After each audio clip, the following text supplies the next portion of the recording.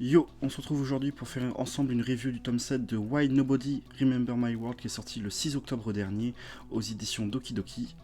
Dans cette review, je vais bien évidemment spoil ce qui se passe dans ce tome 7 et dans les tomes précédents, donc je vais donc considérer que vous avez lu l'œuvre ou que vous vous en fichez d'être spoilé. Et c'est parti. On peut remarquer que la couverture de ce tome, à l'image des 6 autres tomes, est très épurée, très simple et très jolie car elle met en avant le personnage du coup d'Afreya, le héros des Célestins, et je trouve qu'elle est juste magnifique et elle le met bien en valeur et elle est dans la continuité des autres, donc c'est vraiment un bon point. En plus de ça, quand on achète ce tome 7, on a une manette qui reprend la cover du tome 1. Bon, elle est certes un peu petite, mais bon, vu que c'est un cadeau, on va pas faire les difficiles et c'est toujours un objet de collection en plus à garder. Donc ce que j'ai vraiment apprécié, vraiment le point fort de ce tome 7, c'est l'évolution d'Afreya, donc le héros des Célestins, qui pour moi a vraiment une bonne continuité. Son développement est bien continu par rapport au tome 6 où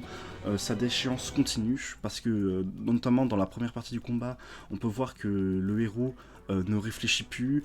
il n'utilise plus ses points forts, alors que c'est un Célestin, il est censé utiliser ses pouvoirs magiques pour détruire ses adversaires. Là il se bat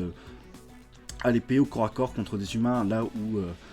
le héros le fait remarquer, il n'a aucune technique, aucune chance de gagner, donc je trouve l'interaction de la première partie du combat très intéressante parce qu'on voit très bien la déchéance du héros, comme je disais, jusqu'à ce que ses ailes se décomposent, alors qu'à la base c'est de là d'où il tire ses pouvoirs, donc c'est vraiment très intéressant et ça reste cohérent puisque le héros n'étant pas sur son point fort perd tout simplement le combat et va se faire achever par le héros. Sauf que du coup, il est sauvé à la dernière minute par Leiren, du coup la prodige des elfes, qui empêche le héros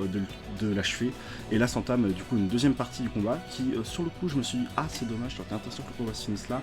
Mais en ayant fini le tome en entier, je suis content que du coup Leiren soit intervenu parce que ça nous offre une deuxième partie de combat tout simplement magique et magnifique. Dans cette deuxième partie de combat, là on ressent vraiment la puissance d'Alfreya qui est vraiment au-dessus de ses adversaires et il n'arrive tout simplement pas à bloquer ses attaques, pas à percer ses défenses. Et là je trouve que c'est vraiment un point fort de ce tome parce qu'on ressent vraiment la puissance des 4 héros. Là où contre le combat contre Vanessa, on était un peu resté sur notre faim parce qu'elle se faisait attaquer par derrière, elle perdait une grande partie de sa puissance. Là, on sent vraiment que les 4 héros sont au-dessus des autres êtres qui sont vraiment uniques et on ressent vraiment la puissance d'Alfreya qui ne peut être vaincue que grâce à l'intervention de ces deux anges les plus forts, donc Vicious et Raphaël, qui interviennent pour aider nos héros qui, sans eux, auraient littéralement perdu le combat, parce que le Alfreya était trop au-dessus. C'est intéressant parce qu'on peut voir que les deux anges, du coup, Raphaël et Vicious, avaient vu le changement d'Alfreya, et je trouve que la relation qui est créée, du coup, entre ces personnages est vraiment très touchante, très attachante, puisque tout comme les elfes, ils sont très attachés à leur leader, et ont hésité à l'attaquer, à se retourner contre eux. Et là, je trouve que ça crée un peu un attachement pour Alfreya, alors que on l'a pas tant vu que ça, on l'a juste vu pendant ce combat du coup dans le tome 6 et dans le tome 7, et on veut savoir pourquoi est-ce que du coup ces Sanguiniers sont si attachés à lui, pourquoi est-ce qu'ils veulent absolument essayer de le sauver. Bon, à la fin ils ne réussissent pas, mais je pense que c'était dans la continuité, comme Vanessa est disparue avant lui, je pense que c'était logique que lui aussi disparaisse, et je pense que ça va être la suite pour normalement les deux héros qui restent, ou au moins un des deux. Et du coup, je trouve que à ce niveau-là, c'était très bien amené. En parallèle de ça, la fin du tome qui se part du coup sur le sauvetage de la ville flottante qui s'écrase sur la forêt des elfes, je la trouve un petit peu cliché, avec notamment le fait que tout le monde vienne l'aider à porter la ville. Ça fait un peu shonen, un peu déjà vu. Mais d'un autre côté, si on avait enlevé cette scène, ça aurait enlevé déjà beaucoup d'enjeux au combat contre Afreya, où il y avait un timer et on hésitait à tout simplement le vaincre car ça allait effondrer la ville, et ça a permis aussi en même temps de donner de l'importance du coup à Yerain et à la Haute Elfe qui ont réussi à tout simplement reprendre les contrôles de la ville, et permet notamment de justifier du coup la place de leader qu'elle va prendre, je pense, dans l'avenir pour les Célestes. Ça c'était pour le point négatif